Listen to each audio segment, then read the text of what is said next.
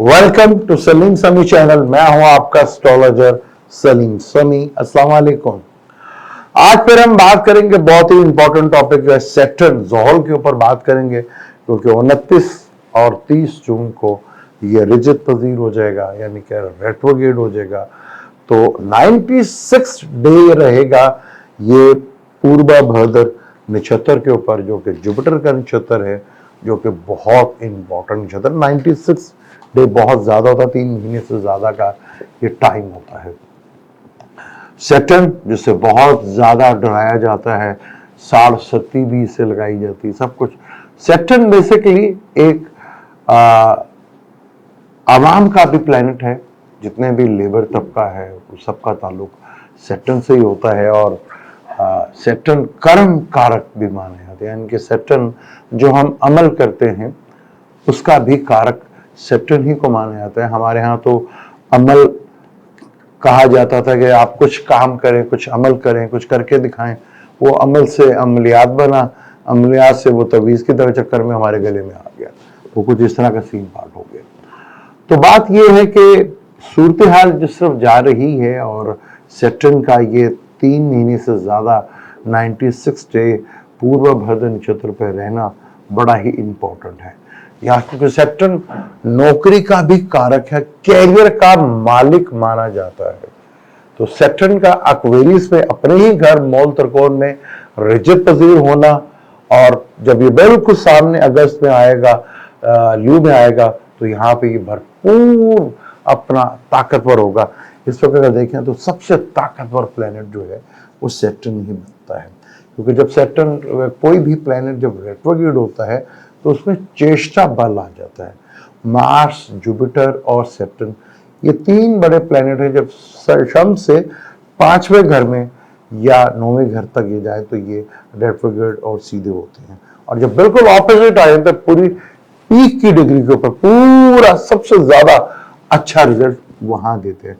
जैसे हम कमर को कहते हैं ना, जब 14वीं का होता है कमर, तो वो सन के बिल्कुल ऑपोजिट होता है।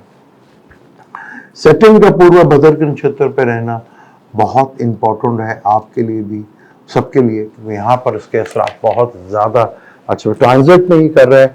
तो ट्रांजिट में जो नक्षत्र होते हैं 3, 5, 7 यहाँ ज्यादा अच्छे नहीं माने जाते। फर्स्ट कर लें, यहाँ पे अगर पूर्व भाद्र से कोई आपका नक्षत्र तीसरा पड़ रहा है, या 7वां पड़ रहा है, या 5वां पड़ रहा है, तो ये आपके लिए काफी मुश्किलात और टेंशन खड़ी कर सकता है। सैटर्न 96 डेज इधर रहेगा। पूर्व भाद्र से आपने देखना कि आपका प्लेनेट कहीं तीसरे में तो नहीं बैठा हुआ, कहीं 7वें में तो नहीं बैठा, 5वें में तो नहीं बैठा। तो जब इन नक्षत्रों में बैठेगा तो ये आपका प्रॉब्लमेटिक थोड़ा सा जरूर होगा, क्योंकि ये दिशाओं में अपना काफी असर दिखाता है। खासतौर पर टॉरस वालों के लिए, लिब्रा वालों के लिए, और कैप्रिकॉर्न वालों के लिए, एक्वेरियस वालों के लिए, और जमुनाई वालों के लिए भी ये बहुत अच्छा है। यहाँ पे बहुत अच्छा रिजल्ट देता है। एक्वेरियस वालों, एरियस वालों के लिए बहुत जबरदस्त है, क्योंकि 10वें और 11वें घर का मालिक है। 3 शराय भी कहलाता है और ये उपाचा हाउस भी कहलाता है। तो यहाँ 11वें घर में सैटर्न का बैठना एरियस वालों के लिए भी बहुत जबरदस्त है। तो आपने देखना है कि आपका सैटर्न पूर्वा भाद्र से कितनी डिग्री के ऊपर, अगर वो 5 डिग्री, 3 का फासला है, या 5 का फासला है, या 7 का फासला है, तो ये फिर आपके लिए थोड़ा टेंशन बन सकता है। दूसरा है तो बहुत अच्छा है, जन्म तारा पे है, जन्म तारा के आपका भी पूर्व भाद्र है, मून बैठा हुआ है या सैटर्न बैठा है, तो वो जन्म तारा कहलाता है। तो वहां पे भी थोड़ा एफर्ट्स या स्ट्रगल्स जो है वो बढ़ती हैं।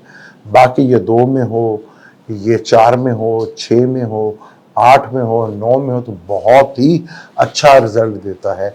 अब ये आप फिर ये कहेंगे जी ये तो हमें समझ ही नहीं आई, क्योंकि हम तो वीकली हारसोप के खिलाड़ी हैं, हम तो वो खेल सुनते हैं, हम तो उसके शुदाई हैं कि मेरा दिन आपका नहीं कैसा गुजरेगा, कैसा नहीं गुजरेगा। आप ये किधर हमें पंगों में डाल देते हैं कि सैटर्न को देखो, सैटर्न को, फिर नक्षत्र को देखो, फिर ये 3, 5, 7 को देखो। ये आपके समझ में तो नहीं आएगा, क्योंकि आपने कभी समझने की कोशिश भी नहीं कर रही। आपने तो बस वो लकीर के फकीर और आज का दिन कैसा होगा, कल का दिन कैसा होगा, ऐसा नहीं होता। आपका ये 96 डे में बहुत ज्यादा असर डालेगा।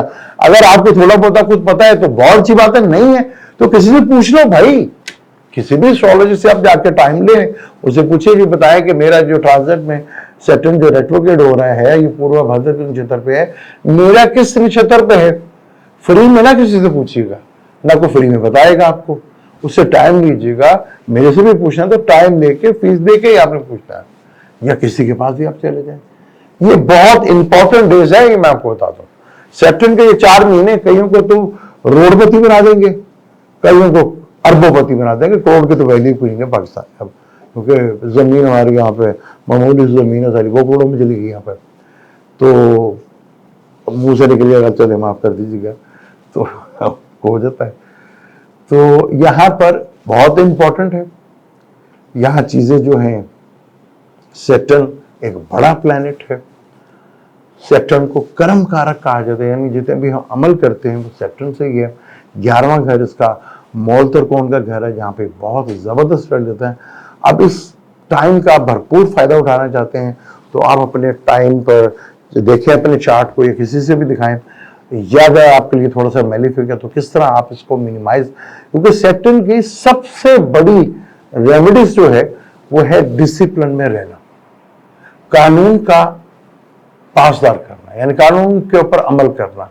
एक छोटी सी चीज इशारा तोड़ना, जिसे हम बहुत छोटी चीज समझते हैं, वो भी ना कीजिएगा, क्योंकि सैटर्न कानून का वो अमल है, जब आप इसको छेड़ते हैं तो जब इसकी तरफ से पनिश आती है तो बहुत तकलीफ, दुखों का कारक, तकलीफों का कारक भी सैटर्न को ही कहा जाता है। सैटर्न 8वें घर का कारक भी माना जाता है। तो यहां बहुत ज्यादा इंपॉर्टेंट है आपके चार्ट में कि सैटर्न करने क्या जा रहा है, कि अगले 5 से 6 महीने आपकी जिंदगी में कितना बड़ा बदलाव ला सकते हैं। अगर आपके पूर्व भाद्र नक्षत्र में ही है तो फर्ज कर लें तो ये फिर आपके जन्म तारा में आ जाएगा। पूर्व भाद्र से अगर तीसरा नक्षत्र पड़ रहा है तो तकलीफ देगा, आपको स्ट्रगल्स देखने को मिलेगी, आपको एफर्ट्स करनी पड़ेंगी, आपको लीगली डॉक्यूमेंट्स में प्रॉब्लम्स आएगी, आपको नजदीकी रिलेशनशिप में स्ट्रगल देखने को मिलेगी। तो यहाँ बड़ा इंपॉर्टेंट हो जाता है, तो चीजों को आपने देखना है।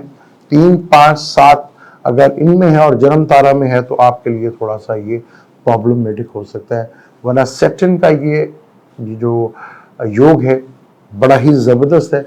इनका बाय बर्थ रेट्रोग्रेड है और वो योग कारक प्लैनेट भी है, कुंडली में अच्छा भी है और इसकी दिशा और अंतर दिशा भी चल रही है, तो नो डाउट सैटर्न के 4 महीने जिंदगी में बहुत बड़ा बदलाव देखने को आएगा, क्योंकि जुपिटर से ठीक 10वें घर में सैटर्न बैठा हुआ है। जुपिटर टॉरस का है और सैटर्न एक्वेरियस का है, उससे ठीक 10वें घर में है, और सैटर्न से ठीक ये 4थे घर में, यानी दोनों के एक दूसरे के केंद्र में आते हैं। और सैटर्न से अगला घर जहां राहु बैठा हुआ है, और जुपिटर से ट्राइंग है केतु की, क्योंकि जुपिटर भी नफ्स यानी कि मैं ये आप, हम सुनते हैं कि लगन है, मून साइन है, सन साइन है, सबसे बड़ा जुपिटर जो नफ्स का साइन माना जाता है, ये बहुत इंपॉर्टेंट होता है। तो जुपिटर का आपका सैटर्न के साथ क्या रिलेशनशिप बन रहा है वो भी बहुत इंपॉर्टेंट होता है। जब भी किसी प्लैनेट की दिशा चल रही हो, महादिशा किसी प्लैनेट की चल रही हो, जैसे फर्स्ट कर ले सैटर्न ही की महादिशा आपकी चल रही है, जो सेकंड दिशा है जिसे हम अंतर दिशा कहते हैं, वो आपके सैटर्न से किस घर में बैठा हुआ है, वो 6, 8, 12 में तो नहीं है, दूसरे में है, तीसरे में है, या केंद्र या त्रिकोण में है, तो वो ही वैसे रिजल्ट देता हुआ नजर आता है। बड़ा ही इंपॉर्टेंट, बहुत ज्यादा अहमियत वाला ये वो टाइम है जहां बहुत कुछ देखने को मिलेगा हमें। बिजनेस का भी अब शुरू हो जाना, ये भी खुशखबरी है, इसके ऊपर भी डिटेल के साथ वीडियो बनाएंगे। कल मंथ जुलाई है, वो कैसा रहेगा, कल इसके ऊपर वीडियो बनाते हैं। मुझे दें इजाजत, अब इंशाल्लाह मेरी कोशिश होती है कि आपके लिए कोई नई से नई चीज लेकर आऊं। बेशक आप लोगों को समझ नहीं आती, लेकिन चीजें जब होती हैं तो फिर आपको खुद ब खुद समझ आना शुरू हो जाता है। मुझे दें इजाजत, इंशाल्लाह मिलते हैं अगली वीडियो में। अल्लाह हाफिज।